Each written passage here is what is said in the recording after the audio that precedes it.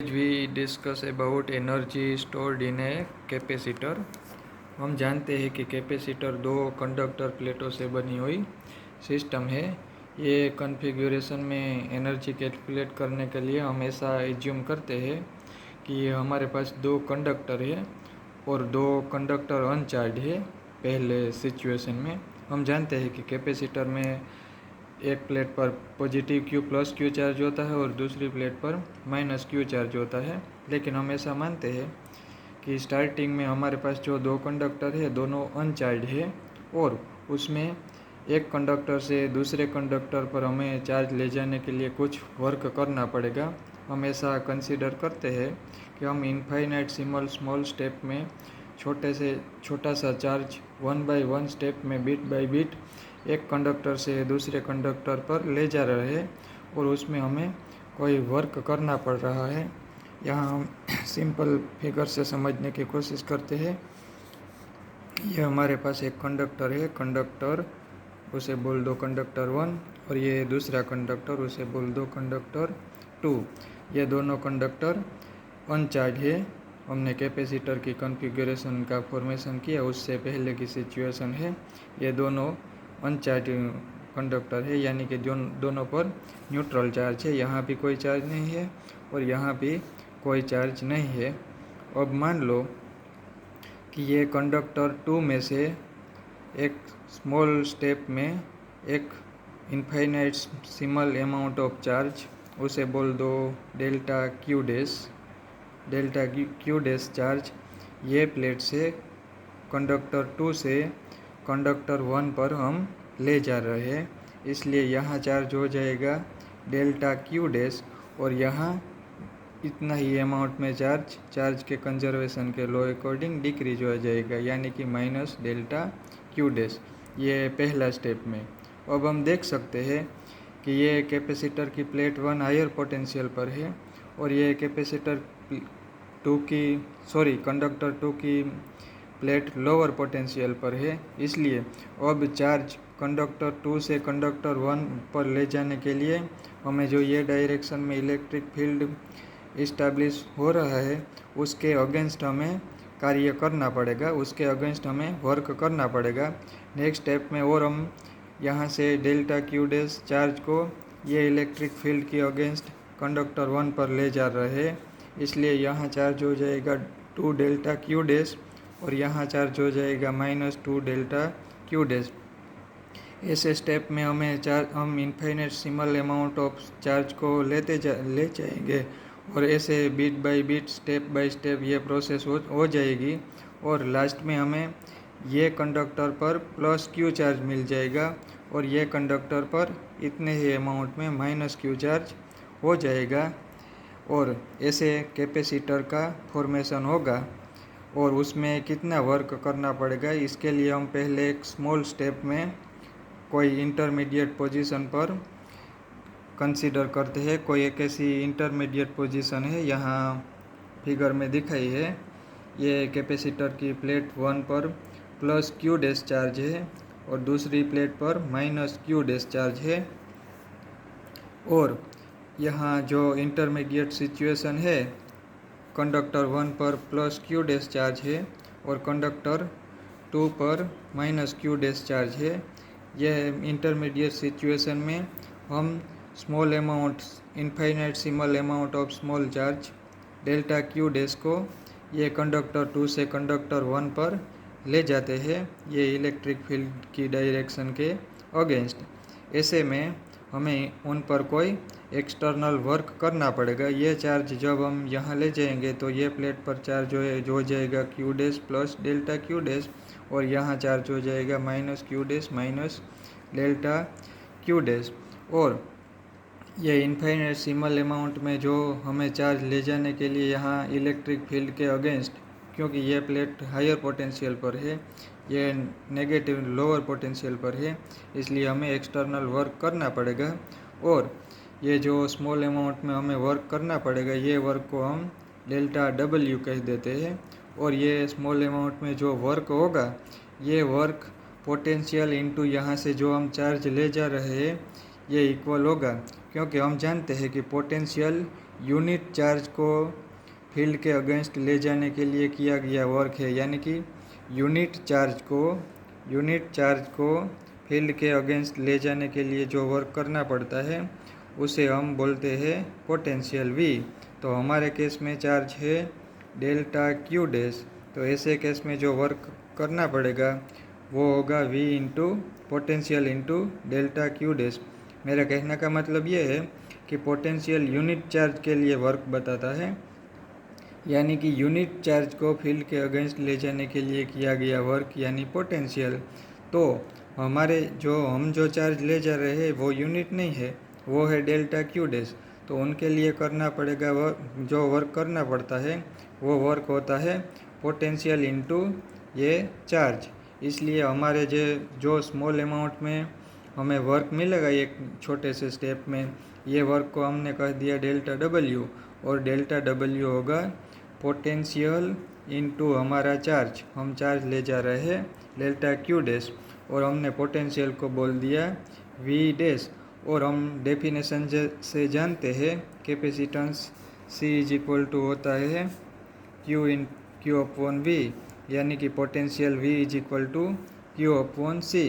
यानी कि हम यहाँ लिख सकते हैं ये हमारा small work delta W is equal to potential यानी कि हमारा चार्ज, यानी कि कैपेसिटर पर इंटरमीडिएट सिचुएशन हमने जो कंसीडर की है उस पर हमारा चार्ज है Q डैश, और कैपेसिटेंस को हम बोल देते हैं C, यानी कि Q dash upon C delta Q dash. ये छोटे से स्टेप में स्मॉल अमाउंट में हमें जो वर्क मिला ये वर्क मिला।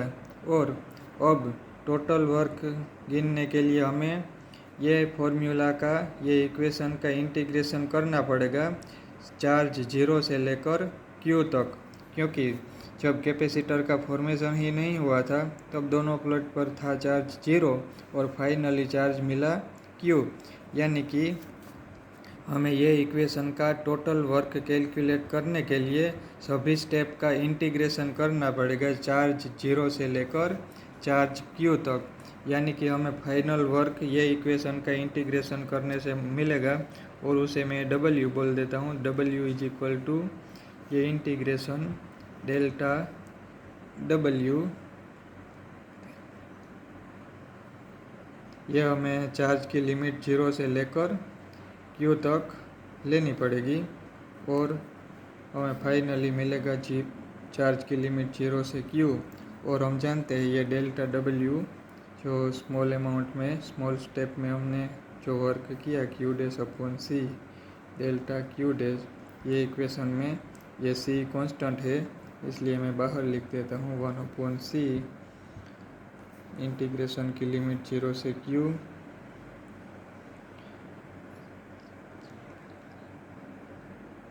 Q dash delta Q dash is equal to 1 upon C।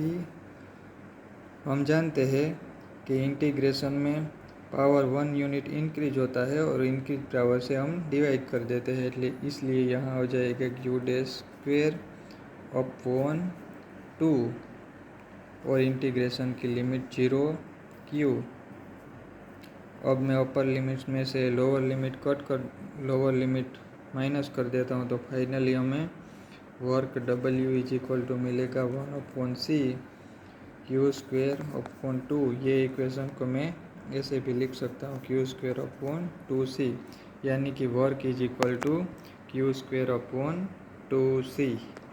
Finally हमें वर्क इज इक्वल टू मिला Q स्क्वेयर अपॉन 2C। हम जानते हैं कि capacitance C is equal to Q upon V होता है, इसलिए मैं ये इक्वेशन में Q स्क्वेयर अपॉन 2C की जगह मैं लिख सकता हूँ Q अपॉन V। ये V न्यूमरेटर में आ जाएगा और ये Q कैंसल, इसलिए 1/2 QV ऐसा भी हो जाएगा। और अगर यहाँ से मैं Q is equal to CV लिख दूँ 1/2 ये Q is equal to CV, तो फाइनली हो जाएगा 1/2 CV स्क्वेयर। यानी कि वर्क इज इक्वल टू मैं ऐसे फॉर्म में भी लिख सकता हूँ ये इक्वेशन को Q square upon 2C is equal to 1/2 QV is equal to 1/2 CV square. ये जो वर्क हमें करना पड़ता है ये कैपेसिटर को फॉर्म करने के लिए, हम जानते हैं कि इलेक्ट्रोस्टैटिक फोर्स इलेक्ट्रिक फील्ड का अगेंस्ट किया गया वर्क कंजर्वेटिव है। इसलिए हमने जो ये वर्क किया यह कैपेसिटर की पोटेंशियल एनर्जी के फॉर्म में स्टोर होता है, और जब भी कैपेसिटर डिस्चार्ज होता है तब ये पोटेंशियल एनर्जी रिलीज होती है। यानी कि हमने जो ये वर्क किया ये कंजर्वेटिव फोर्स के कारण, क्योंकि electrostatic force coulomb force conservative है, यानी कि ये वर्क कैपेसिटर की इलेक्ट्रोस्टैटिक पोटेंशियल एनर्जी के रूप में स्टोर होता है।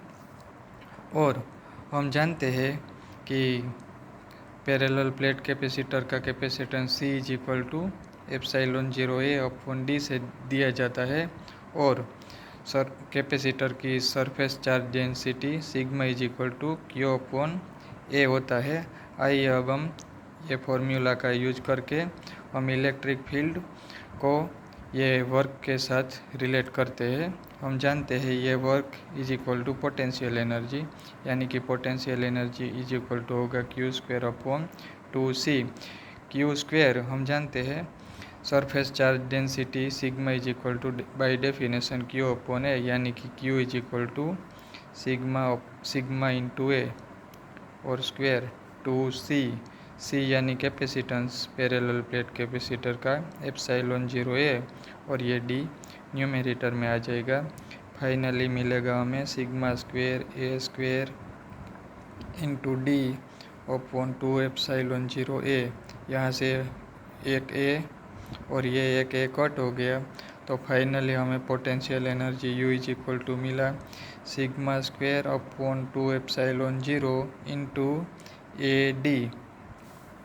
और अब हम इलेक्ट्रिक फील्ड के बारे में भी जानते हैं कि कैपेसिटर की जो प्लेट होता है उनका electric field E is equal to σ/ε0 से दिया जाता है, यानी कि sigma surface charge density is equal to होता है ε0E। ये वैल्यू मैं यहाँ अगर पुट कर दूँ तो फाइनली हमें मिलेगा potential energy U is equal to ε0² E²/2ε0 AD, यानी कि ε0 ये कट हो गया, तो फाइनली हमें मिला 1/2 ε0 E² इंटू AD, यानी कि कैपेसिटर में स्टोर्ड पोटेंशियल एनर्जी, यानी कि कैपेसिटर मीन्स दो प्लेटों के बीच में जो रीजन है, यह रीजन जिसमें इलेक्ट्रिक फील्ड एग्जिट करता है, यानी कि इलेक्ट्रिक फील्ड में जो स्टोर एनर्जी है वो एनर्जी हमें मिली 1/2 ε0 E² इंटू AD।